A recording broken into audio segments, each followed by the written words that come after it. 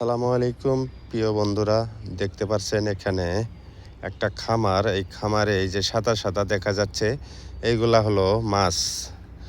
এইগুলা খামারে সব মরে গেছে গা। মানে খামারটার উদ্দেশ্য হলো, আমি একদিন মাছ ধরে নিয়ে গেছি।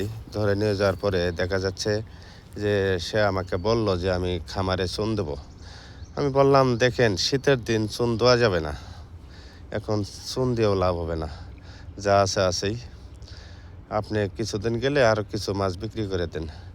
দেন কি অবস্থা, কাতলা মাছ, পুঁটি মাছ, রুই মাছ, এই যে সাদা সাদা হয়েছে আপনারা দেখতে পাচ্ছেন, এইগুলা কিন্তু মাছ সবগুলো মরে গেছে গা। আমি বারবার বলে দিছি যে করো না। এই দেখেন কত বড় পুঁটি মাছ মরছে, পরে হাফ কেজির উপরে হবে। এই যে পুঁটি মাছটা হাফ কেজির উপরে হবে। এইগুলা কাতলা আর হলো রুই মাছ। এই যে দেখতে পাচ্ছেন, খামারটা কিন্তু বিশাল বড়, বিশাল একটা খামার। অনেক সুন্দর সুন্দর মাছ এখানে হয়, কাতলা মাছ, রুই মাছ, পাঙ্গাস মাছ, বিভিন্ন মাছ হয়। এখন বিষয় হলো, এখন চুনের কারণে মরছে না কিসের কারণে মাছগুলা মরল, এটা বুঝতেছি না কিছু।